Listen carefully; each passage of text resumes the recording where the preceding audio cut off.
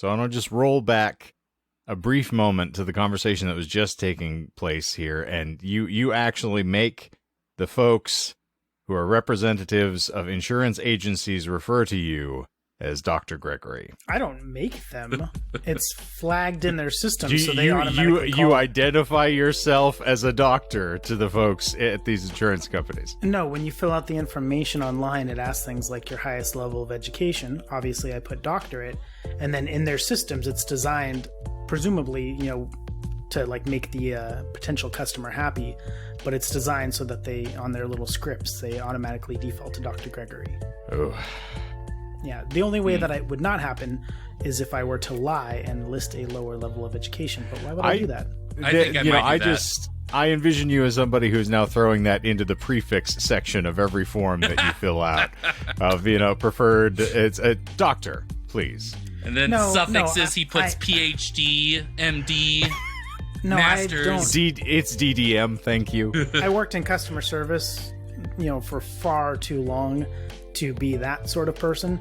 So I don't even correct people. Like if it's on the phone and they're like, and I'm like calling to schedule a dentist appointment or something like that. If it's not already in their system and they're like, oh sure, Mr. Gregory, we can blah, blah, blah. I don't correct them or anything. I just roll with it. Actually, it's doctor. It's very wide of you. I appreciate the effort. I don't want to be a burden. The only time I would do something like that is if we've like escalated to an antagonistic. Oh, so when you go Karen mode, okay.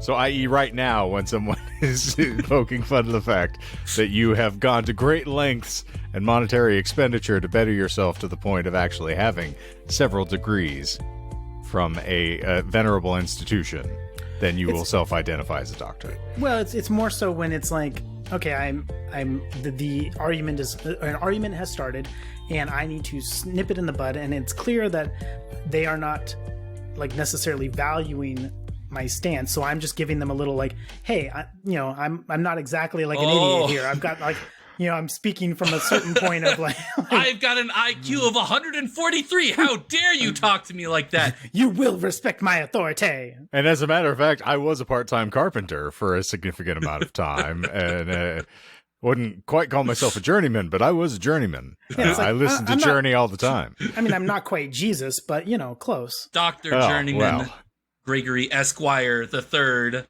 It's Dr. Christ to you. Oh, superstar. Now, there's a Muppet band that I wish I would have seen in action. Dr. Christ and the Electric Mayhem.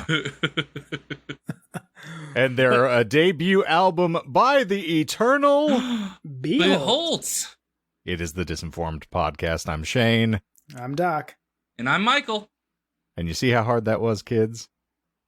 Oh, you're cracking jokes because we dropped the ball a little bit last week. I mean, I got to tell you, oh no, I haven't had to white knuckle my way through one of these shows when I wasn't recording it in a good long while, and all of the talk about swimming in bodily fluids, and I was like, this is not an OnlyFans podcast.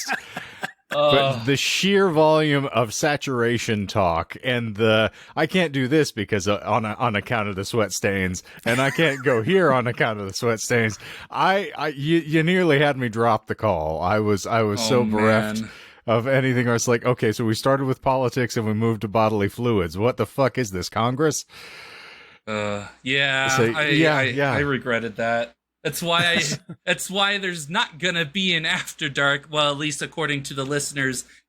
When this comes out, I'll record a solo After Dark just talking about the fact that, I keep my bodily fluids to myself, or people who have given me written consent to engage with my bodily fluids, because otherwise it's a slippery slope, pardon the pun, to get yourself on. No, you're right. I need to learn keep my bodily fluids inside. But I mean, there was still some good conversation that had, once you waded through the bodily fluids. Well, leave it to the doctor to self-congratulate, but he is a doctor. Yeah, he is in fact. I was actually more so congratulating Mr. Michael. Thank you very much. Well, that's the first time for everything as well. I understand. I'm going to beg your indulgence. I was listening to someone who had to have either the greatest acid in human history or a severe mental deficiency, who was tonelessly singing incorrectly, I might add, the chorus line of the Fleetwood Mac song Songbird for the last 45 minutes while I was at work, trying to do inventory on pulls in the children's section, which means I have to find a specific board book that we are going to return to the publisher. And if you've never seen the chaos, and I'm talking to Doc specifically because having a young child, once you start getting into the children's section of a bookstore, it is just chaos writ large. So you are looking for a needle in a pile of needles. But yes, I have for the last 45 minutes listened to someone go, "For you, there will no more be crying. No, all of you, no more be crying."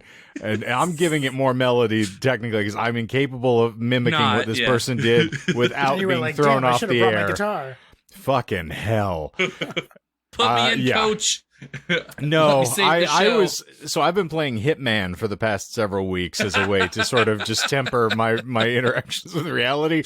I seriously contemplated walking up behind that woman, strangling her unconscious, and then finding a place to stow the body. That's basically where my mental state was at that point. Grab her costume, take over for her. Basically, yes. I was going to start tonelessly singing and amble my way out of the store. Only problem is her beard was more impressive than mine, so I would have had to have sprung a couple inches to catch up to your length in order to really effectively mask it. Impressive beard. Yeah. But yes, well, for all of the time travel talk and all of the delightful delicacies that have happened over the past few weeks, the standard operating fare at this show is we usually dive into random esoterica, and in the course of discussing it, we lie occasionally. That's the shtick. It's a lot of fun. We have not necessarily done that recently because, well, chaos. Chaos and life and tone-deaf people. Yeah. It's the situation is what it is. But are we actually going to be talking about Smelly Butt Hair this evening? That's Dr. Butler to you. I didn't specifically say a goddamn thing about his educational requirements or not, but he has an IQ of 143. He's a doctor. Smelly butt hair. I throw hands. And by hands, I mean the ones that I found when I dig them out of the ground. That's right, you recall. Very little nice. bighorn over here, little bighorny, smelly butt hair. So, yes, we will, in fact, be concluding it. Delightful. Yes, although all apologies if it's a little wonky there. As I said earlier, pre-roll, I completely forgot about our festivities this evening. And so it wasn't until literally 3 minutes prior to said meeting that I was like, oh, I'm supposed to be on the meeting. Okay. Hi, caramba. Yeah, and there was a mad dash to swap out laptops from my work to the personal and quickly get the camera plugged in and access Chat GPT and... Well, that's right. I mean, that's what wrote the majority of the script today. Indeed. Except for hello. I regret that episode. I do have to say, I think Hosier nailed it by saying that it's not Chat GPT that is fascinating. It is people's fascination with Chat GPT and what it means to them. There's a very sincere inferiority complex for people who have looked at, for instance, Fred Durst collaborating with Sarah McLachlan, lyrically speaking, and felt like their place in the grand scheme of things is threatened by how deftly Chat GPT strings together sentences. I thought that Chat GPT Limp Bizkit Metallica mashup. Oh, I want to hear that. And it doesn't shock me. He knows I've what he's heard your talking episodes. Yeah. He has several degrees. He has an IQ of 143. Yes, and I have 4th degree burns now after having sat through them. So I think it's going to be a grand time. You poor thing, you. Yes. But yes, okay, we will in fact be making you suffer through one final installment of Smedley Butler. I think Smelly Butt Hair is fascinating. I am completely transfixed by his tale. I would wager that almost nobody called him that in person, despite all of his numerous nicknames. I cannot imagine anyone calling him that. This kind of kick-ass Marine amongst his other 87 fucking monikers that were self-applied, like Old Grindelwart and Captain Stink Eye, Uncle Howdy, I'm sure no one said smelly butt hair. Not That's a one. right. Yeah.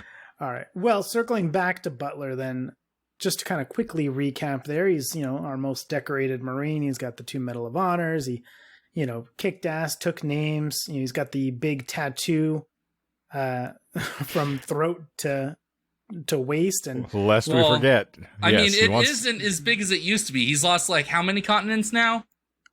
Yeah. Well, just part of South America, but yeah.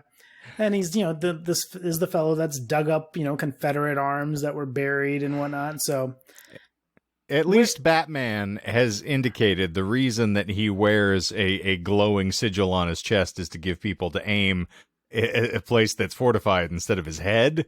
It sounds to me like Smedley's just going, come on, just put me out of my misery. Exactly. Don't hit me in South America. Come on. Hit me in the fabled Asias. So in tonight's episode, we will have 3 lies for you this evening. Okay. 3 lies. And to kind of, like I said, quickly catch us up there, where we left Butler off, his father had passed away, so he had lost his, kind of protector daddy. His daddy. That's right. In the Senate. And he had been passed over for a promotion for like the top guy in the Marines, right? So consequently, as a result of that, Butler retired from the military in 1931. Ooh. Took his ball and went home. That's right. If you're not going to give me the top job, then why play at all? He did the Steve Austin turn. Mm-hmm. So by then, he was beginning to question U.S. involvement in foreign conflicts. He had come to believe that war, in particular World War I, was really a profitable business for the few at the expense of thousands of lives. He thought of himself more as a cog in the imperialist American war machine. So before retirement, he had begun lecturing at events and conferences, right, prior to leaving the military. And after his retirement from the Marines in 1931, he took that up full time. But to his credit, he donated much of his earnings from this lucrative lecture circuit. Surprisingly, and keep in mind this is a guy that's like unhappy with the imperialist, business nature of America. So he donated much of his earnings from the lecture circuit to the Communist Party of America. And well, the guy's pretty unhappy with everything. And I know, but I'm still going to call bullshit. Yes. Okay. It's bullshit. Okay. Yeah, he did, in fact, instead donate much of his earnings to the Philadelphia Unemployment Relief Center. Okay. I was going to say, as a former member of the American Communist Party, I can tell you I never saw a red cent, pun intended, of that money. Oh, that's funny. I was a member of the Communist Party of Canada.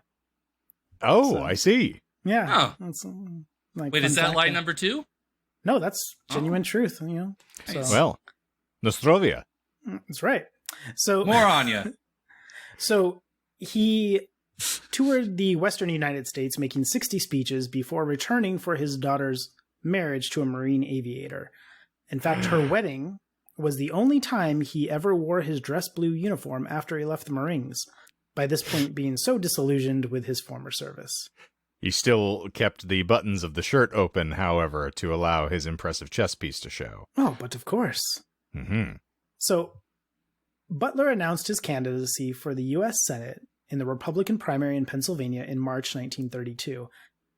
Surprisingly, as a proponent of prohibition.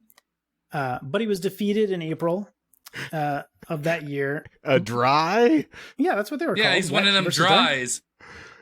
Ooh, Did you not know that, Shane? like a desert in my mouth. If I had known, I would have been self-applying that title for years now. Yeah, no, I'm a dry. One of those dries you keep hearing about. I hail from Saskatchewan, so technically I'm a Canada dry, but I'm one of them dries you hear about from the movies. Yeah, if you were prohibition, you were a dry, and if you liked the liquor, you're a wet. So I'm if you show up in the bar, there's not a dry eye in the house. That's right, and I love to get wet. I've heard that. So obviously, the guy lost the election, right? Especially when you think by 32, prohibition's already like wildly unpopular. So, but he still did have decent, he got 37.5% of the vote. So not terrible. Better than Trump. Yeah. Mm-hmm. During his Senate campaign. And he was a wet. That's Melania wasn't. the most Zing. notorious dry of them all, in fact. Of course, no one can tell. She's not capable of expressions any longer, but Well, that's why she wears them on her coats, so you know exactly how she's feeling. It's also why she had to get rid of the Christmas tree in the White House. It's like, I can't squint anymore. This is killing my eyes. It's too bright. Trump doesn't have that problem. He just stares directly into the sun. Yes. And injects bleach into his body to fight any number of illnesses and airborne pathogens, chlamydia, allegedly. Syphilis, probably. Sniffles, even. So during his Senate campaign, Butler spoke out forcefully about the veterans bonus. So if we recall, I think we briefly touched on this before, but veterans of World War I, many of whom had been out of work since the beginning of the Great Depression, had sought immediate cash payment of service certificates granted to them 8 years earlier via the World War I Adjusted Compensation Act of 1924. So each service certificate that was issued to a qualified veteran soldier bore a face value equal to the soldier's promised payment plus compound interest, right? Problem, of course, with the certificates, like bonds, they mature 20 years from the date of the original issuance. Thus, under extant law, these service certificates could not be redeemed until 1945. So you've got all these out-of-work soldiers that need cash, and they've got these bonds, that are like, hey, this is worth money, but they can't redeem it until 1935, so they're a little pissed off, right? So in June of 1932, approximately 43,000 marchers, including 17,000 World War I vets, their families, and affiliated groups, protested in Washington, D.C. This quote-unquote bonus army, as it came to be known, marched on Washington to advocate the passage of the soldier's bonus for service during World War I. So they just basically wanted their money, right? They were promised money. They wanted their money and they needed it now. Yeah. I was going to say, this led to the creation and installation of advanced paycheck cashing places. Exactly. Like J.G. Wentworth. Mm-hmm. That's right. Which we are sponsored by. If you need if you have a settlement and you need cash now. You misread the email. Actually, we are sponsored by Sam's Hot Car Lot this week. Damn it, you're right. Sorry. I always get the schedule wrong. Yep. If you want a car and you just want to get it off the lot, come to Sam's. He'll take care of you.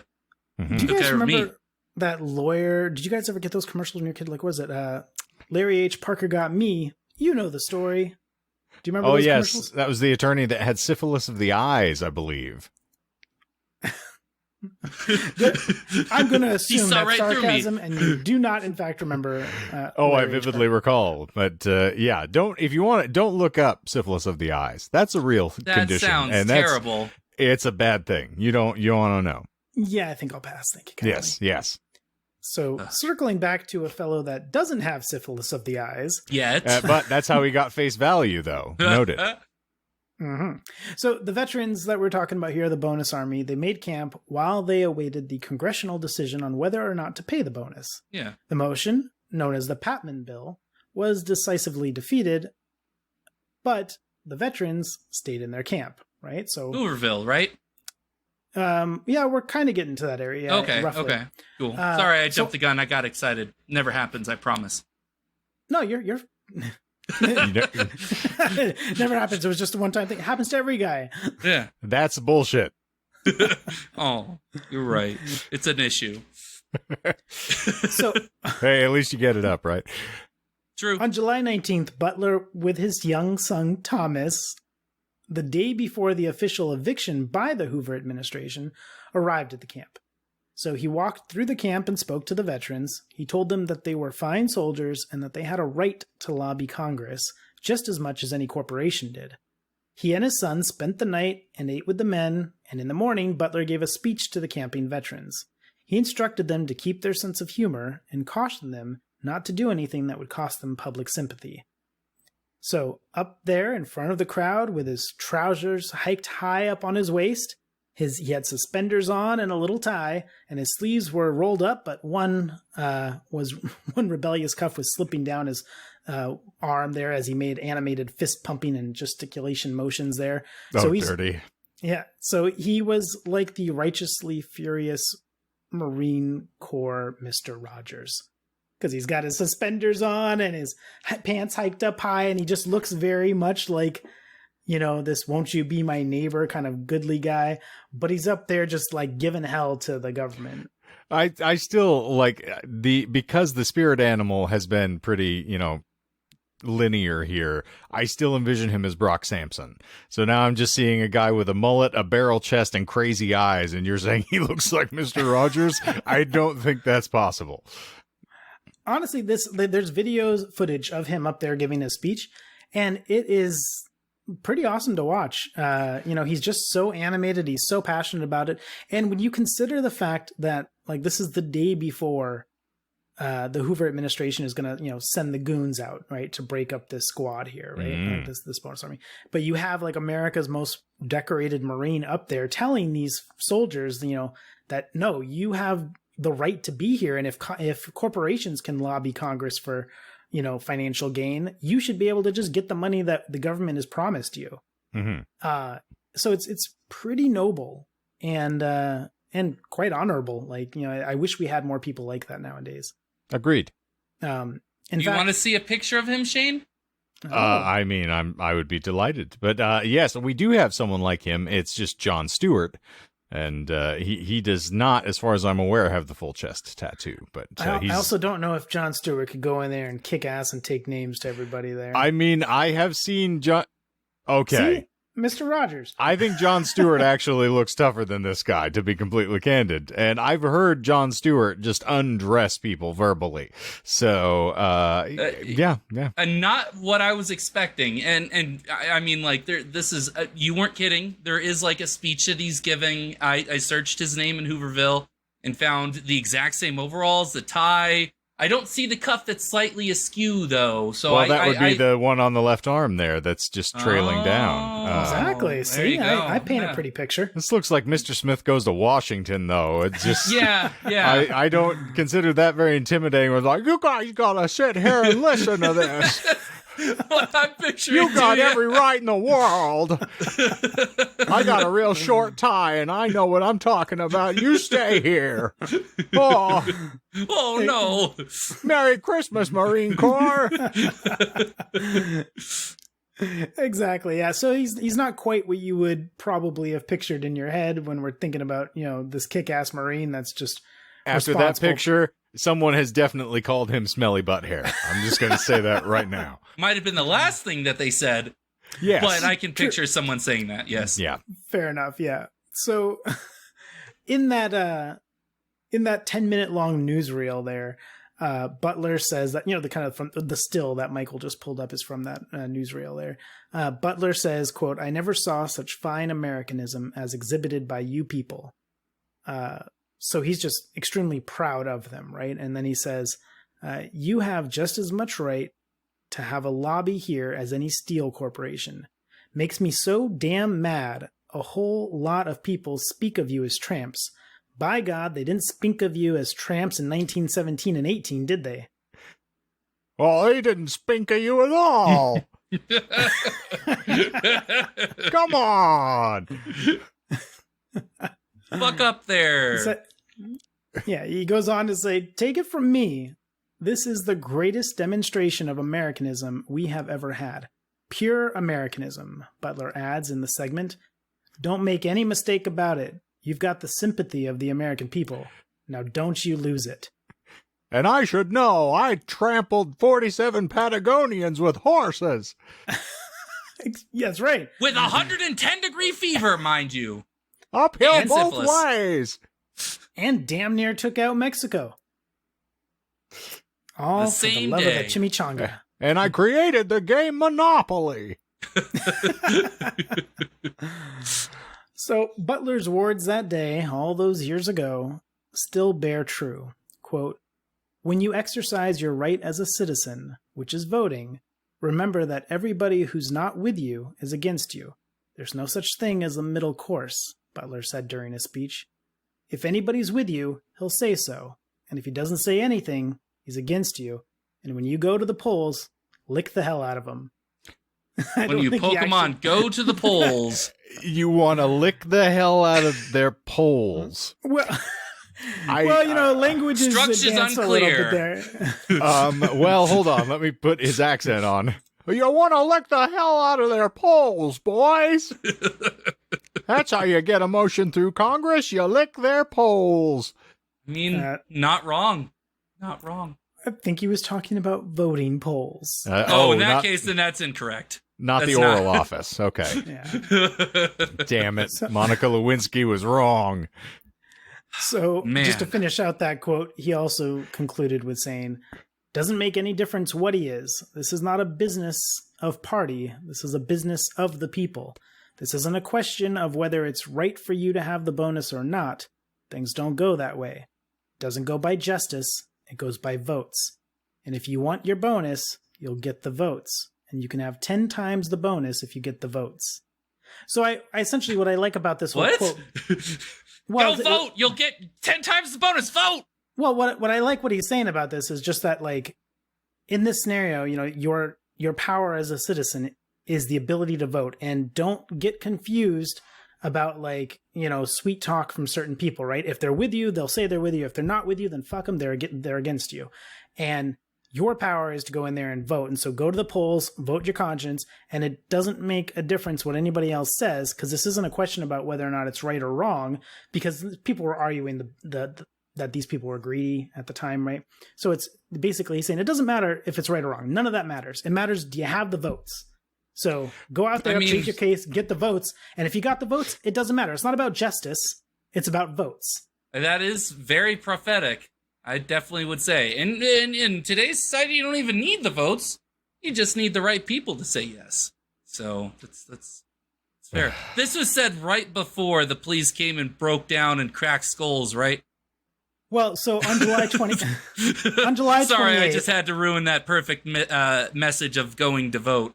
Pokemon go to the polls, as I like to say. Well, no one acknowledged it the first time. I had to say it a second time. There was a reason, Michael. Favorite line from her. Absolute favorite line.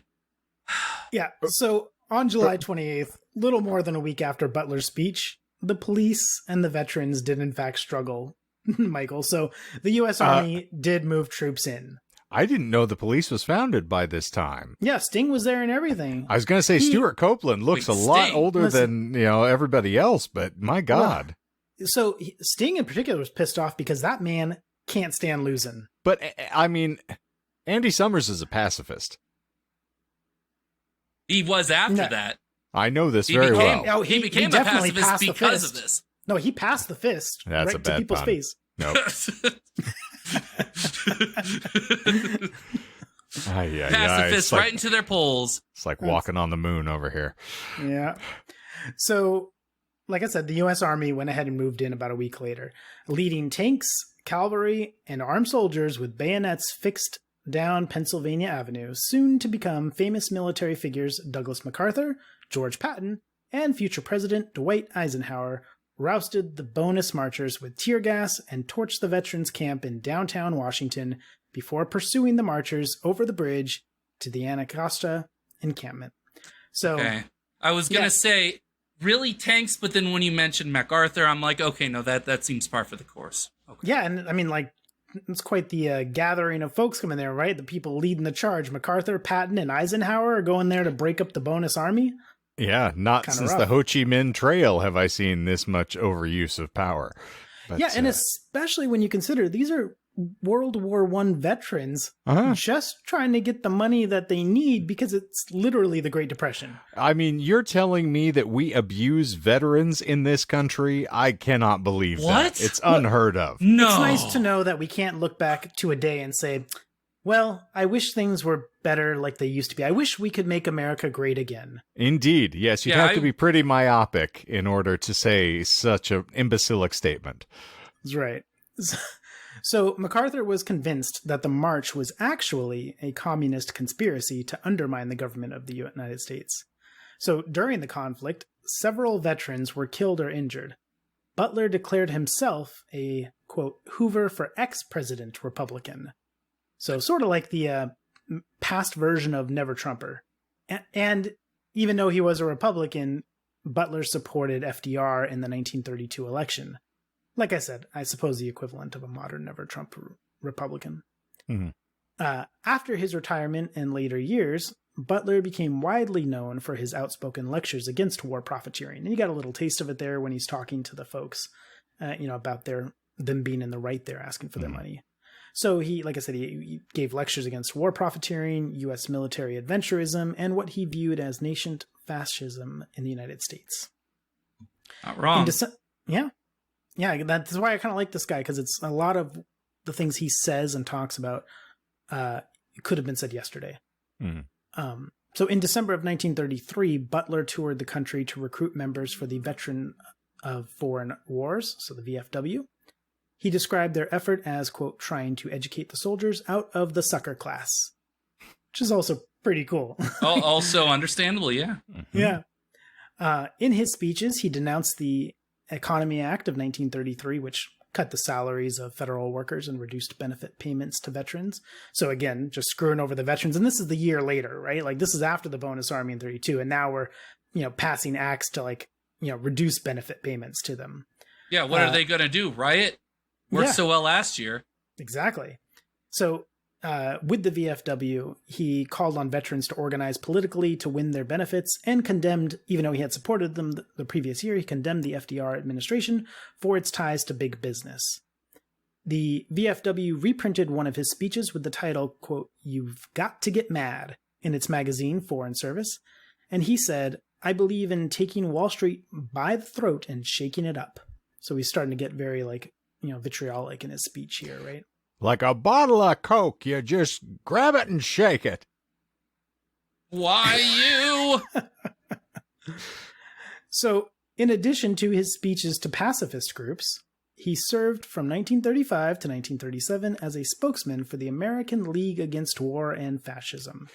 I was going to say, it's an interesting sort of dynamic to throw in here, and I don't think it's discussed often enough that America's reticence to join into the war effort could also be linked to this exact set of circumstances that we're just talking about. I mean, if this is how we treat our soldiers, why in the hell am I going to want to sign up for this? Unless there's a forced draft, there's no way you're going to get me in, which is why it's funny for every subsequent war, we have had a pretty significant reticence for people to get in, and particularly after Vietnam, obviously that became something where it was certainly more publicized, but looking all the way back to World War I is this is how we reward you for all of your efforts in trying to defend your country, is oh, thanks, well, you're a second-class citizen again. You always were, it's just you're not cannon fodder anymore.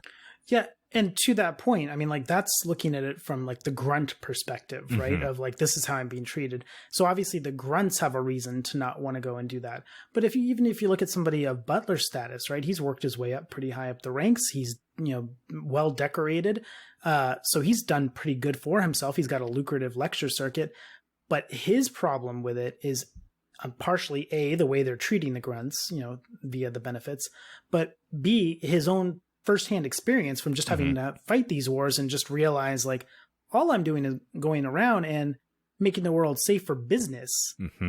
And so that's just a second facet to it. So it's even if you work your way up instead, and you don't have all the negatives of the grunt work they would already be unhappy with, like we were just chatting about, even working your way up, all that does is help open your eyes about the circumstances in which you're actually out there doing it. And the third complexion to all of that is you also see firsthand the detritus that you leave in your wake as well. Because to other people, it's oh yeah, operation was a success. You walk out and no, you watch what you wrought in that, particularly if you're trying to tear down infrastructure, if you're trying to imprison people, if you've killed folks in the course of doing your duty, as he did often, if I'm doing all of this just for somebody, the profiteering effort, it's certainly going to make you a little more jaded. One could even say it would drive you bananas. BANANAS. I think that's why they called it the Banana Wars. So it was after the Boxer Rebellion, if you'll recall. That's why they called it the Banana Wars. Yep, because of the hammocks everywhere. Nothing but hammocks. Actually, Smedley Butler, that was his uniform while serving while fighting in the Banana Wars. Just him in a banana hammock. Yeah. Oh, He's fighting in a Speedo, just like Brock Sampson, you're saying. Okay, I got Well, you. I mean, we already saw a picture of Smedley. I mean, him and Brock, it's the one and the same. I bet he could pull off a banana hammock. I want to smell their fear. That's your crotch smelly butt hair. He's decked out in camo except for his chest, which is why he only gets shot in South America. So the only thing like enemy combatants see is just like the globe approaching them from a distance. Well, just a floating globe. It's a blue tattoo, right? If I recall correctly. Yeah, I believe so. So it's like he really technically only has to half camo. Just, spread green on the other parts of your body. The blue takes care of itself. Captain Planet. Blue. When he's not out there fighting in the jungles, playing Arnold Schwarzenegger there, rubbing mud over his eyes. His Banana Republic stuff. Yeah. So just Banana Republic things. I'm a fighter for the Banana Republic. Oh dear. So, all right. So in 1934, Butler testified under oath before the United States House of Representatives Special Committee on Un-American Activities. And he stated that wealthy businessmen were plotting to create a fascist veterans organization with Butler as its leader and use it in a coup d'etat to overthrow Roosevelt. Sorry, I just remembered his involvement with the business. Yeah, never mind. Yeah. Yes. Wait, the Committee of Un-American Activities? I thought that was after World War II. Is that bullshit? It's not bullshit. Ah, okay.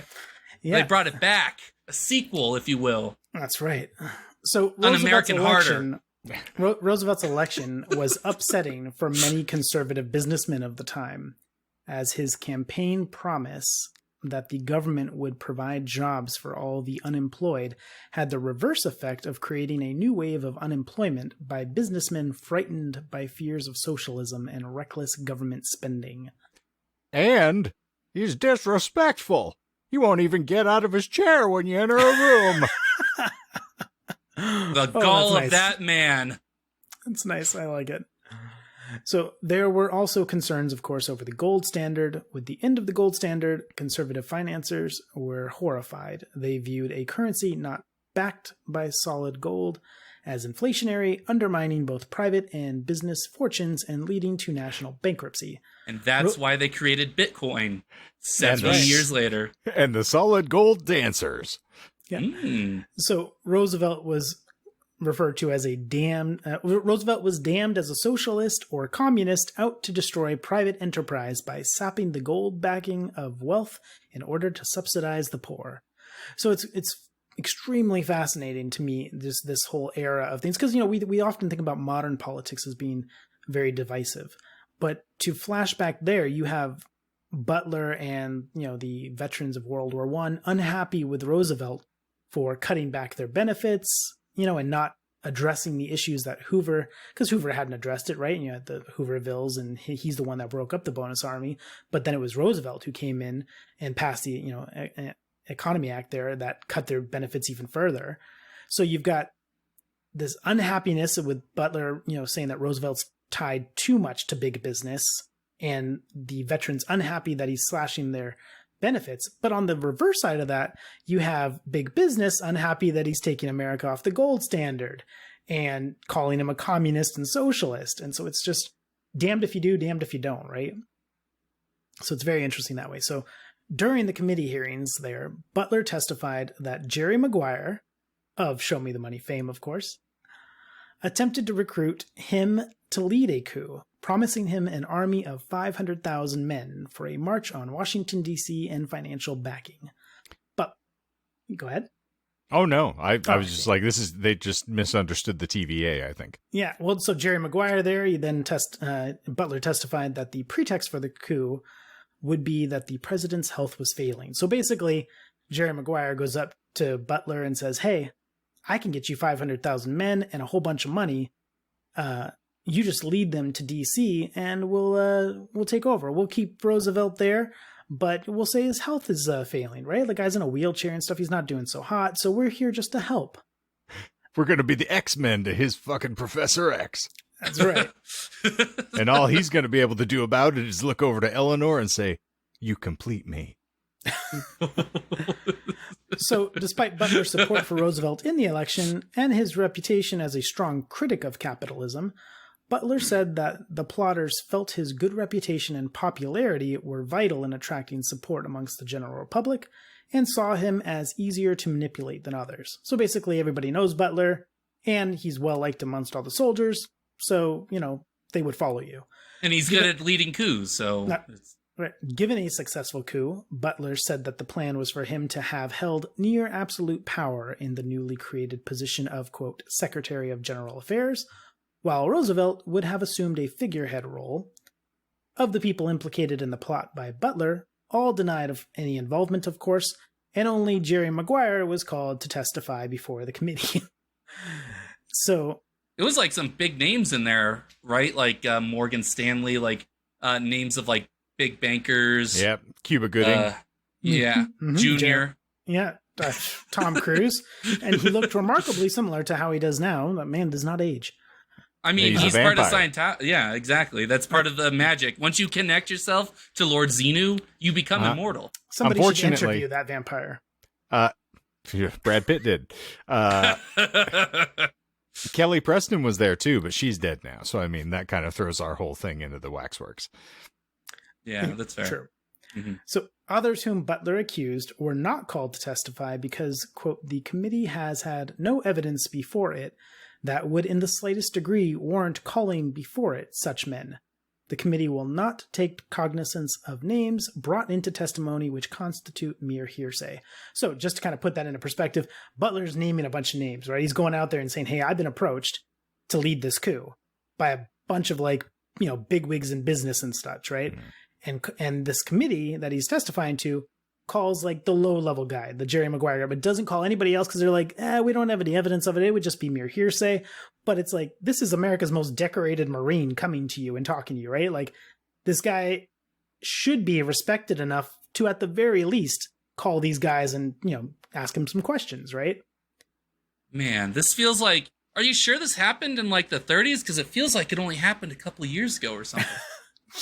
I mean, exactly. I can't make that comment too much now because finally Trump has been indicted with respect towards January 6th in the last week or so. So I guess my topical comment isn't as topical as it once was. Well, but I mean, this happens pretty regularly as well. It's True. Just not often publicized because I mean, there was an attempted coup in the UK in like the 60s or 70s. So yeah, this routinely happens. Folks like to take a run at the head of state. And depending on how much of a conspiracy theorist you are, one could argue that it did in fact happen in the U.S. in the 60s when JFK was blown away. Mm-hmm. So to quickly outline the events, the series of events according to Butler, on July 1st, 1933, he met with Maguire and Bill O'Doyle for the first time. Maguire was a $100 a week bond salesman for Wall Street banking firm Grayson Murphy and Company and a member of a Connecticut American Legion. Bill Doyle was a commander of the Massachusetts version of the American Legion. Butler stated that he was asked to run for national commander of the American Legion. So, first meeting, just some low-level guys. Hey, we want you to be the national commander of the American Legion, which is just another veterans group. On July 3rd or 4th, so just a couple days later, Butler held a second meeting with Maguire and Doyle. He stated that they offered to get hundreds of supporters at the American Legion convention to ask for a speech. So basically like speech, right? And get Butler to talk. Maguire left a typewritten speech with Butler that they proposed he read at the convention. Quote, it urged the American Legion Convention to adopt a resolution calling for the United States to return to the gold standard so that when veterans were paid the bonus promised to them, the money they received would not be worthless paper. So essentially they wrote a speech for him too, and they just leave it behind. And in this speech to the veterans, for whatever reason, we're suddenly start talking about like getting America back on the gold standard and being political, but he's got no words in this. They're just telling him what to say. So he doesn't act on that, and a few months pass, and in late September, Butler meets with Robert Sterling Clark. Clark was an art collector and an heir to the Singer Corporation fortune. So distantly related. Yeah. I'm kidding. Distantly. But, yeah. Yeah, we have the same name, so that pretty much means I'm related to him. Oh, I see. So I technically own a large share in the Hunt's tomato concern, is what you're saying? Well, that ends with a Z, so like you're like several times removed from It does the. not it end doesn't. with a Z. Oh, I'm thinking Hertz. Heinz. I'm You're thinking Heinz. Heinz. I'm thinking Heinz. You're right. Hertz? Shit. Hertz. Yeah, that's what. So you've confused rental cars and ketchup. All right. I mean, it has led to a very sticky situation once or twice, so that's fair. It ends with a Z, just like Xenu. That's right. It's pronounced Zed, not Z, Zed. Zed knew. I told you I'm Canada dry. So, I mean, now, yes, okay, like the Singer Corporation, we know them for their sewing machines and whatnot, but they're not. And they're high like, C. Yeah, but they're not as like, big today as they once were. But back in the day, this is a massive corporation, right? Mm-hmm. Everywhere, everyone sewed, so it made sense that they were big name. And I know that, we're kind of walking on eggshells here around you, Michael, because I don't want to like speak ill of your, I or whatever. I won't inherit any of that shit. Talk all the shit you want. I'm poor. Can't even afford air conditioning. Yeah. Yeah. I can't afford to pay attention. So McGuire had known Clark when Clark was a second lieutenant in China during the Boxer Rebellion, where he had the nickname, quote, the Millionaire Lieutenant. Big surprise, right? Mm.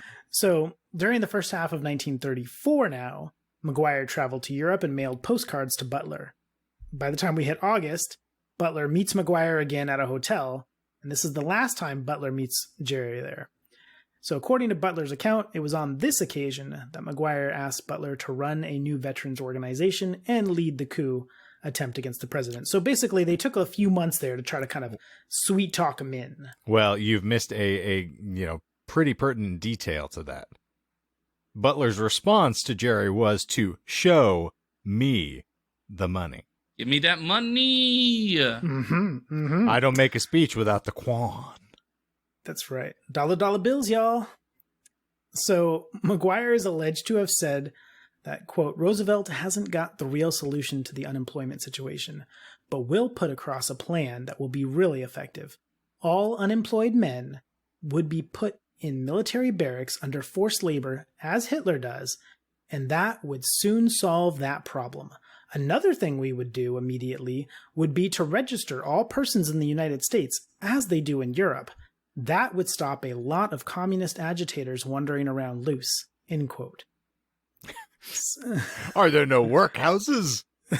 Yeah, so McGuire's basically telling Butler, yeah, we're gonna put everybody in forced labor, just like Hitler. Indentured servitude. Yeah. That's the way to get people behind you. Yeah, and literally references as Hitler does, as if that's like a good thing. Like, yeah, we're gonna do that, like Hitler. It's working well over there. That leads me to think that is not a correct statement. Oh, are you calling bullshit? I'm calling bullshit, yes. It is true, my friend. Ugh. Yeah, this is all part of Butler's testimony there to Congress. So, yeah, it would be nice if it was. Also true was the whole registering all people in the United States, so we'd all get our nice little number and barcode for ourselves there. So, pretty rough. Yeah, we do now. It's called Social Security, but, True. He also hinted that weapons would be furnished to the Remington Arms Company, in which the DuPont family owned a controlling interest. So of course, hey, my buddy there runs the, this company, and we can slide them some work. Because the one thing you do want to give to folks you're forcing into servitude are firearms. What a brilliant maneuver to keep people subverted. America. I mean, it worked for the Russians. You just don't give them ammunition. That's true. You just pick up the rifle off the guy who dies in front of you. You'll be fine. Hey, it's the U.S. You're not going to have any shortage of armage, essentially. Just you run around and start breaking into people's houses. You will find, bullets at least. So in September of 1934, Paul Comely French, a reporter who had once been Butler's personal secretary, meets with McGuire at his office, right? So in late September, Butler had told the Veterans Foreign Wars commander that the co-conspirators would be meeting him at an upcoming VFW convention. thus having others witness the formation of the conspiracy. So basically, he calls his old buddy there, his old personal secretary, says, hey, you're a reporter now. I want you to meet with McGuire in his office because I need somebody else to like back me up on this because they're trying to get me to lead this coup. And only I know about it right now. So you go meet with him and talk with him, but, kind of under the guise of like, being buddy-buddy with the coup and see what they say. So that way he's actually got somebody that also backs him up, which also circles back to the previous point of why why Congress wouldn't have called some of these names that he's dropped to speak in front of them, because it's not just him. It's like multiple people, multiple witnesses, incredible witnesses. But of course, we just want to sweep this under the rug, right? We don't almost wanna like a talk about it. conspiracy of sorts. A confederacy of dunces. That's right. So to that point, a November 22nd, 1934 article, the New York Times editorial published just 2 days into the committee testimony, dismissed Butler's story as, quote, a gigantic hoax and, quote, a bald and unconvincing narrative. This is perhaps unsurprising, given the wealthy controlled the media at the time. But just like at the time. Yeah, just think about that, though. We're only 2 days into the committee testimony, and the New York Times is saying, oh, it's a gigantic hoax. It's, an unconvincing narrative, right?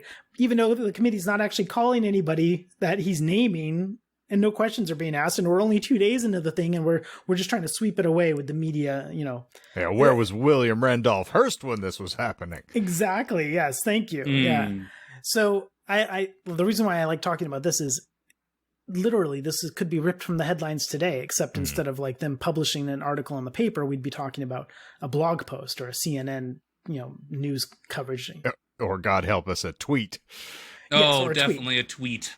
But yeah, it's like basically it's just the New York Times out there pushing fake news, right? Like, and dismissing his or calling him fake news, right? So it's interesting. So anyways, Thomas Lamont of J.P. Morgan and Co. called it, quote, perfect moonshine. So also chiming in there, you've got, J.P. Morgan and Chase over here just being like, yeah, it's all perfect. It's moonshine. It's bullshit. White lightning. Exactly, yeah. And General Douglas MacArthur, the guy who broke up the bonus army, if we remember, also referred to this as, quote, the best laugh story of the year. So what is this, a fucking off-Broadway production? Yeah, I'd go see it. That Butler, it's a laugh riot. Yeah. 9 out of 10. Laughs abound, tearjerker at the end. I'm a dry, thank you. That's all happening within like days of Butler's committee, hearings, right? So everybody's dismissing it, calling it a joke. You've got bigwigs in the army, bigwigs in business, the media, all just dismissing it, calling the guy a quack. However, the Congressional Committee's final report, which was released quietly in February 1935, said, quote, in the last few weeks of the committee's official life, it received evidence showing that certain persons had made an attempt to establish a fascist organization in this country. No evidence was presented, and this committee had none to show a connection between this effort and any fascist activity of any European country. There is no question that these attempts were discussed, were planned, and might have been placed in execution when and if the financial backers deemed it expedient. This committee received evidence from Major General Smedley Butler, twice decorated by Congress of the United States. He testified before the committee as to conversations with one Jerry Maguire, in which the latter is alleged to have suggested the formation of a fascist army under the leadership of General Butler. Maguire denied these allegations under oath, but your committee was able to verify all of the pertinent statements made by General Butler, with the exception of the direct statement suggesting the creation of the organization. This, however, was corroborated in the correspondence of Maguire with his principal, Robert Sterling Clark of New York City, while Maguire was abroad studying the various forms of veterans organizations of fascist character. So, essentially, they're saying everything Butler said was true. Everything he said was true. And the one thing that they couldn't immediately verify and that Maguire had denied, they later verified by looking at his correspondence with, the main guy from Singer Corporation. So I just love this because it's like the media is against him, the business is against him, the government's against him, but then just quietly we just release this report to no fanfare, just saying, oh yeah, but everything he said was true. Okay, bye. That's Also- all right. Very dismissive and transphobic again. You know, just because claiming that the guy was abroad doesn't mean that what he was saying was not, important enough for people to hear and address. My God. It was back in the 1930s there, the guy should have been in the kitchen. If you wanted to be abroad, go bake me some bread. Yeah, I mean, hey, listen, you wear whatever panties you want to. It just means we're going to discredit your information. So that was a horrible joke, but it was sophomoric, and it made me laugh when I thought of it, and so I went ahead and put it on air. Yeah, there You're you welcome. go. All I was going to say was you just can't trust a Clark. Clearly. You're not wrong. Mm-hmm. I would know. Yeah, I don't trust myself. So, like this guy's life, though, to me is just wild, right? All the ups and downs, and even when he thinks he's doing the right thing, and he's like, I've been approached for a coup. The man could have potentially led a coup and taken over the government, right? They asked him to do it. Big people that had money behind him and apparently could have got a lot of soldiers, and he was popular, right? The bonus army probably would have come back and rallied behind him. So this man could have led a coup, but instead he's like, no, even though I have issues with the government, I'm going to go testify before Congress, let them know what's what, only to be ridiculed and then just have it like quietly out there. But there was no big fanfare. There was big fanfare calling him a quack and saying the whole thing was a hoax, but nothing out there just to say, oh yeah, but he was right. So I mean, it's because it would have gone against his character. He was all about going to the polls and just voting and voting out the problems. And, you don't need to do any other things. Just vote. But, because we swept it under the rug, we got Meals on Wheels and the WPA. Yeah. So in 2007, it came out that Prescott Bush, father of George H.W. and grandfather of George W., may have been involved in this so-called business plot. Bush was a founder and one of 7 directors of the Union Banking Corporation, an investment bank that operated as a clearinghouse for many assets and enterprises held by a German steel magnate, who was an early supporter and financier of the Nazi Party. The bank was suspected of holding gold on behalf of Nazi leaders, and what with concerns over FDR leaving the gold standard, it's feasible that Bush had motivation to remove FDR. So we've even got a Bush involved there in the business plot back in the day. Curious. Coincidentally, just a month after the committee's findings, on March 25th, 1935, Jerry Maguire died in a hospital in New Haven, Connecticut, at the young age of 36. And was very noted... suspicious that he died in a hospital. Yeah, very suspicious he died in a hospital. He was noted, though, on his deathbed as asking everyone around the room, who's coming with me? That's right, yeah. So his attending doctors at the hospital attributed the death to pneumonia and its complications, but also said that the accusations against Maguire had led to his weakened condition and collapse, which in turn led to the pneumonia. What a baby. Complications. Couldn't handle it. The complications also include a pillow over the face. Yeah, exactly. It's like, this man's only 36 years old, and he's the only person that Congress called to testify. So the only one that they directly had contact with, and a month later, he's dead. Yeah, that doesn't seem shady at all. I mean, they always conducted their business outside in the pouring rain, right? So, he just got pneumonia there. He was talking there for 8 hours, and, he just got pneumonia and died. It's hard a month to breathe later. with bullets in your lungs. So, as an entertaining note, this business plot that we've been chatting about, which was also known as the Wall Street Putsch, inspired the comedy The Putsch? the beer hall push. The Putsch? The putsch. You just need a little bit of putsch. That's right. I'm In the right a direction. Putsch. I can't get this car started. Can you give me a little bit of a putsch? I should stop drinking so much beer. I'm developing a bit of a putsch. Nice. Well done. I like that. So this business plot, anyways, it inspired the comedy mystery film Amsterdam, which came out last year in 2022, starring Christian Bale and Margot Robbie. Also, Al Pacino plays a character based on Smedley Butler. The hell he does. What? The hell What? he does. Oh, you're calling bullshit? I am. Okay, that's true. Al Pacino does not play a character based on Smedley Okay, Butler. all right. Thank you. Robert De Niro does. Thank you. Well Also, done, though. though, I would love to see, now that I've done the whole thing as Jimmy Stewart, let's rewind, and I'll start back over and do the whole thing as Pacino. I actually thought that would squeak on by because, Robert De Niro plays the character, and I figured I could just sub out Robert De Niro for Al Pacino. Interesting joke, and I think I may have mentioned it before, but yeah, my mother notoriously confuses those two actors, and I am constantly correcting her as to who was in what film, because she does this all the time. It was like, oh yeah, that Casino movie with the Al Pacino. I was like, nope. Think it again. That's entirely different. And I tried to mix it up and swap the two here, and once again, you're there to correct. I know me some Pacino. That's right. Hmm. Anyhow, returning to Butler, having been disillusioned with FDR over his lack of support for the veterans, Butler voted for Norman Thomas of the Socialist Party for president in 1936. Really? Is that bullshit? It is not bullshit. Ooh, spicy. Yeah, America's most decorated Marine voting for the Socialist Party in the 1930s was controversial, to say the least. No Man, shit. What a socialist. He must be a communist or something. As World War II approached, Smedley continued his anti-war statements. In War is a Racket, his 1935 book, Butler wrote... War is a Racket, the hit album from Smedley Butler, featuring The Green Door as track number 1.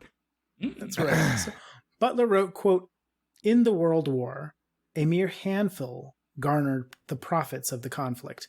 At least 21,000 new millionaires and billionaires were made in the United States during the World War. How many of these war millionaires shouldered a rifle? The general public shoulders the bill. And what is the bill? Newly placed gravestones, mangled bodies, shattered minds. For a great many years, as a soldier, I had a suspicion that war was a racket. Not until I retired to civil life did I fully realize it. Now that I see the international war clouds gathering, as they are today, I must face it and speak out." This is on the eve of World War II. Polaroid. See what develops. But just pretty serious, right? It's like, how many of these millionaires that got made, how many of them actually picked up a rifle, right?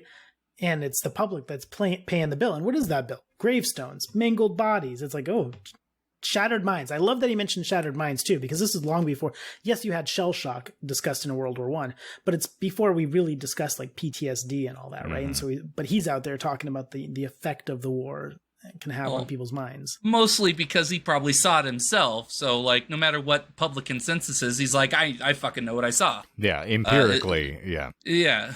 You see it enough times, it's not just someone having a case of the vapors. Yeah. It's a real deal. How about you tell me how it happens? I was there. So Smedley Butler died in June 1940 from cancer. During his final days, his family remained by his side, even bringing his new car, which he'd recently bought, so he could see it from the window. Sadly, though, he never had a chance to drive it. Damn, what a damn shame. Is that bullshit? It's true. Did they send him off to Valhalla in that car? Because I would have wanted that. That would be nice, yeah. Just light the car on fire, push it down a hill. Push it. Push it. To the limit. Push it real good. You guys. Doing a doggy style, yes. Now, I'm thinking more, I'm sorry, if you're going to do the, set it on fire, I envision the flamethrowers from World War I. I love that, yes. 21 gun salute, but with flamethrowers, yes. Just building it as it rides down with him Granny from the Clampets, just hanging out on the back. Oh, that's good. That's good. I like it. What a way to go. Yeah, oh, man. So although he died, his legacy, however, lives on. Was he buried next to the arm? No. Oh. He was set on fire. Goodness gracious, great balls of. That's right. You're right. Yes. Yeah. So, although the modern Marine Corps mascot is a bulldog named Chesty Puller, From the 1930s to the 1950s, Smedley the Bulldog was the Marine Corps mascot. Chesty Puller. Yeah, that's the Damn near current. killed her. That's the current Marine Corps mascot. The current Marine Corps mascot is Tit Fuck. You don't like hand jobs. How are you going to be out of here endorsing that? Well, because it's not with your hand. It's Chest- clearly in the name. It's a and chesty I like puller. pulling a chest. Yeah, I like doing the chesty puller. Okay, but I mean, a hand can actually get a hold of you. So I mean, what's the difference? Well, Well, so can a remember, nice he's pair of- always thought it was. He always thought it was hand chops. I- We didn't think you actually gripped. Well, no, so it is They hand pushed chops it. because it's one on one side, one on the other. Smush them together, But and there see, you that's go. Like the just desert. It's frustrating, and then you're going to wind up hurting somebody after a while. I mean, Which, if they're it's into not it, you know. it's just not practical. Listen, that's all the I'm point, saying. the point of that sentence was Chesty Puller is the current guy. But Yeah, from the 30s to sure. the 50s, it was Smedley the Bulldog in honor of Smedley Butler. No, I'm going to call bullshit. Not one of the 100,000 nicknames he got had anything to do with bulldogs. Or chesty pullers. Not bullshit. Not bullshit. Bullshit. Not a bullshitting bulldog. either. That's Not right. bullshitting, not bullshitting, not bullshitting. That's right. Buongiorno Pooch. Yes. Bullshootin'? So Smedley the Bulldog was the old Marine Corps mascot, so he had a bit of a legacy there. The mascot of the Marine Corps recruitment department in San Diego is still a bulldog named Smedley, so he's still honored there. Additionally, the Boston, Massachusetts chapter of the Veterans for Peace is named the Smedley D. Butler Brigade. And in 2003, he was posthumously awarded the Marine Corps Brevet Medal for his distinguished service. I thought you were going to say he was awarded a third Purple Oh, Heart. I thought you were Fuck going it, to. he can't say no to this one. I thought you were going to say posthumously, but Posthumously. Posthumously. Posthumously. What did I say? Did I not say posthumously. Oh, Yeah, after the posthumous- joke was done. Posthumously. He Couldn't it told still be such a that? good It could still be joke. Posthumously. Fuck it, we'll edit in post. I Yes. think that still works. Posthumously, you say tomato, I say tomato. Posthumously, Potato. pooched. Booched humanously. Let's call the whole thing off. Well, here's your crown. But that's what I have for you, gentlemen. Well Yeah. done. Yeah. A very interesting topic, I will tell you. That was a fascinating character study. Yeah, the man, like, if you could just go in and, like, look up some quotes of his, the man, I loved some of the things he talked about, and I think some of the stuff he said is very relevant to today. So, like, for instance, he's got, I have a few of his quotes here that I just jotted down for myself. As do I. I have, ooh-ah. So Butler said things like, 3 steps must be taken to smash the war racket. 1, we must take the profit out of war. 2, you must work on your forehand. 2, And we 3, must you must keep the backhand strong. we must permit the youth of the land who would bear arms to decide whether or not there should be war.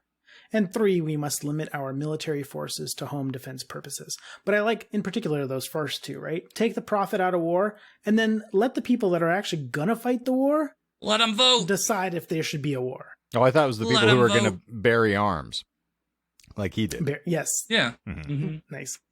I But- feel like a requirement, because I just had this realization. If you find Stonewall Jackson's arm as a requirement, your final wish is you must remove your arm and give it to that little gravesite. Like, add to the Oh, pile. you just have to add to the pile so that, like, Mm. it just continues to grow over time, and somebody else opens it up and there's like 13 buried Yeah, arms. exactly. Yeah, like, can you imagine you're just like going like treasure hunting or something, and you come across a box full of arms, nothing else. Hey, it's the United States. We have the rights to keep and bury arms.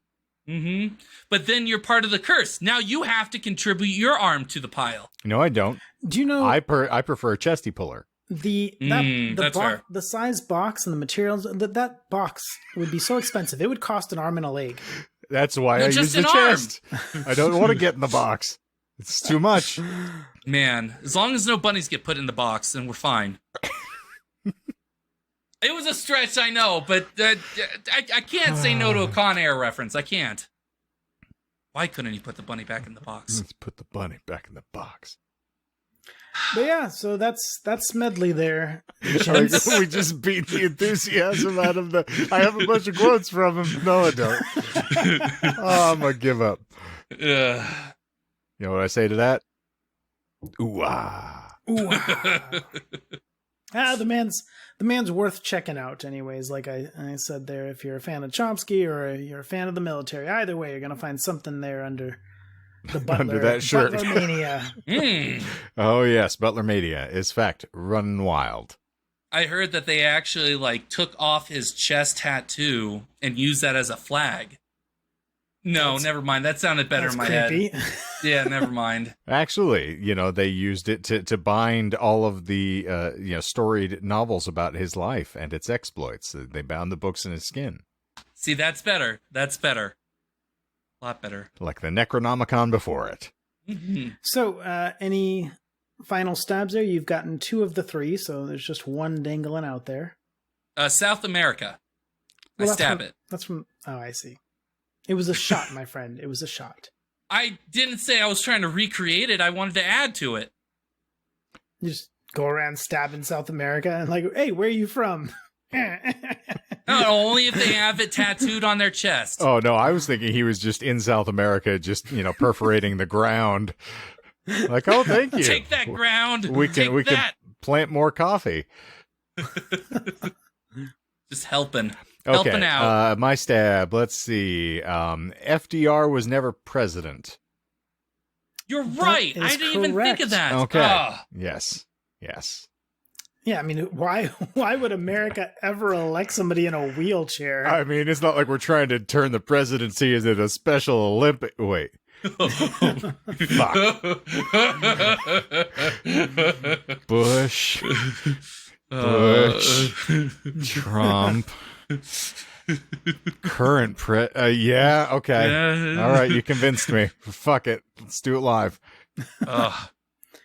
So, I guess just to recap then, since it doesn't sound like there's any official stabs. No. So you guys obviously caught the Communist Party of America there when it was in fact the Philadelphia Unemployment Relief. Still a great spot. So the Also, yeah, he did donate pretty much all of his earnings. It was also known as the Philadelphia Experiment. Mm-hmm. I would have believed it better if you had said like the Democratic Socialist Party or the Socialist Party. Yeah, I should have gone with Socialist, even... especially since he later voted for them. But but you did call bullshit on that later down the line, so it kind of still worked out okay. Like some false stabs. Yeah. Obviously you caught the Al Pacino versus Robert De Niro bit, and then the last one. And Shane, you're not going to be a fan of this one, but such is life. I wrote this script way back before I even did the first episode, so live with it. Mm-hmm. The final lie is the bit of in 2003 he posthumously was awarded the Marine Corps Brevet Medal for his distinguished services. Dang, he did that on purpose. You mispronounced it to throw me off the scent. Perfect. This Textbook. is also this is another ChatGPT lie. Again, the only times I've directly quoted ChatGPT output was for these lies. Interestingly, the AI was somewhat correct again. He was in fact awarded the Brevet Medal, but Smedley was eligible for the Marine Corps Brevet Medal when it was created in 1921 and was one of only 20 Marines to receive it. So ChatGPT got it right. He did get the medal, but he got it in his first year of eligibility in 1921, not 2003. And they were also correct in noting he did die. That is true. That's true. Yeah. He did not pray enough to Lord Xenu. Did not level up. Yeah, no zombie Smedleys around here. Not one. Unfortunately. But yeah, quite interesting there anyways, because I like the first episode's ChatGPT lie where it's a mixture of truth in it, but just still quite wrong, but like with a kernel of truth. So fascinating anyways, but I knew that lie existed and I'd already written it down. And then when I got all the flack about the first ChatGPT lie, I considered altering it, but then I was like, screw it, I'm going to leave it. So here we are. And Indeed. That, gentlemen, was the fascinating case of one Smedley Butler, America's most decorated Marine, and in an alternate universe, our fascist leader. I'm still going to insist that John Cena is, in fact, our most decorated Marine, because he has had at least 22 separate outfits when he goes to the ring. I mean, documented. The colors of the rainbow.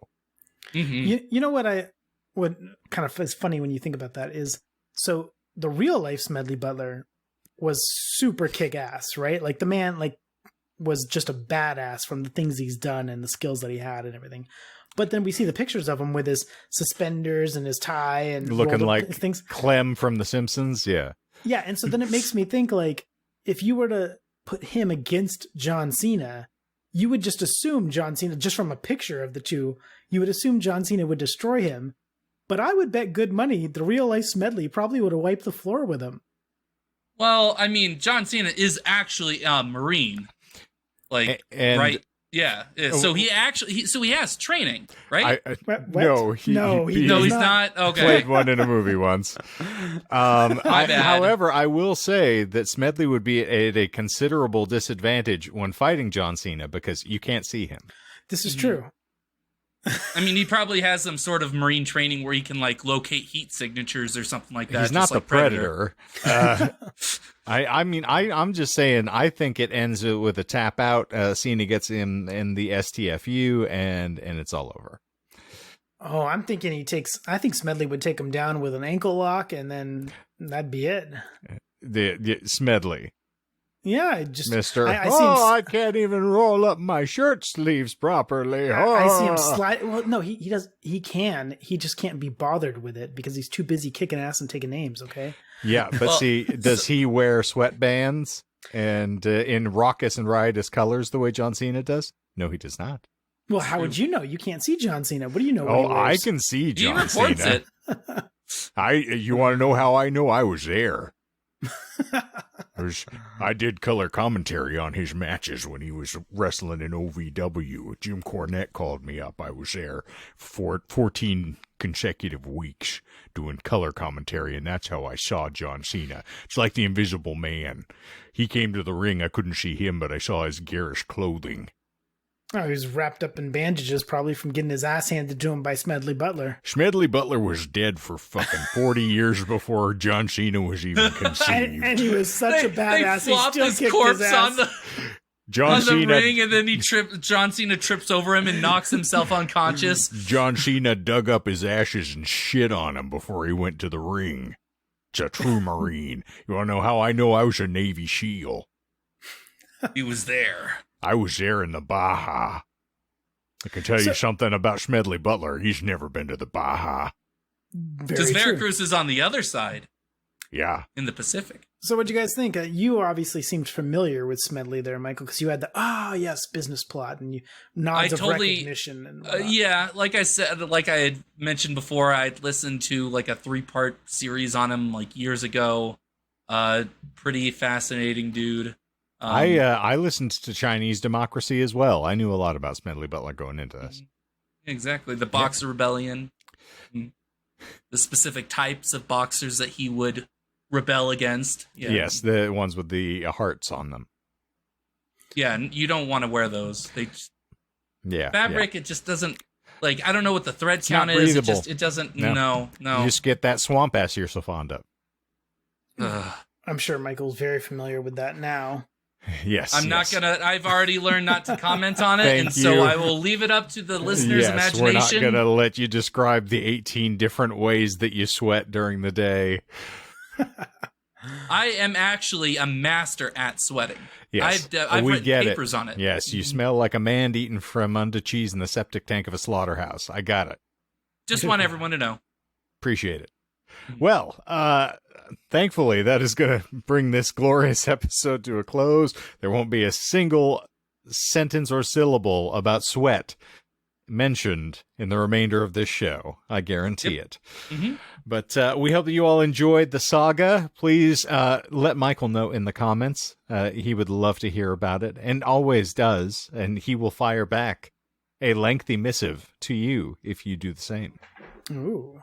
He'll even roll around in his chair for you. Are you talking about me? Ooh.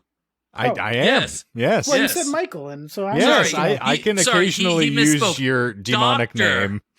Oh, Dr. yes. I'm Michael. sorry. Dr. Dr. Michael. Gregory. Dr. Gregory will get back to you in the comments when he has a moment. You have Esquire the third PhD I with should honors. say, Dr. Michael will have his messaging service return your inquiry at his earliest convenience when he is not trying to purchase more property in the great state of South Kakalaki. Yes, well, you can understand my confusion. Generally speaking, when you refer to Michael, you're I referring usually to that do. fellow. Yes, But yes. also, he knows that I do not engage with anyone at all. Yes, because the most important way to make sure that a podcast thrives is to have a completely derelict and dead social network. And by that, there is actually a link tree in the show notes that is included occasionally by erstwhile co-hosts that pay attention, where you can go and find all of those dead and derelict social networks, in fact, that we are a part of, or used to be, at the very least. So come look at our ashes, like the dead arm of Stonewall Jackson. You can dig us up from time to time. But We actually should revitalize it. I mean, we could throw up the picture that we were talking about with Smedley there. Sounds like someone's volunteering. Give me the power, and I will. Oh, dear God. yes. For the person who's never posted on Instagram before, you're going to trust him. Yeah. Better than me. It's true. I don't have any post on Instagram. This would Yeah, be a I know. first. I listened. Much to my chagrin, I listened. So, yes, delightful time. But much to all of your chagrins for listening this week, I'm sure. And if you're mad about it, let us know. Drop another mention in the comments there. But as always, like, subscribe, rate, and review. We would love to hear from you. We got new episodes winging your way every lovely Monday morning, so you can check us out there. And of course, we are most often on the Tubes of You on Fridays. It's not, guaranteed, but it happens. So when it does, be thankful. You can watch our reactions to the Iron Sheik behaving like a camel. It is fantastic. And there's another person who Smedley Butler I would love to see fight. He and Khosrow having a grapple would have been very interesting. They might be up there doing it right this very moment. Sensual. Yes. Well, it's not a Chesty McStrokerson or whatever the hell the Marine mascot is. Chesty Titty puller. McTickfuck.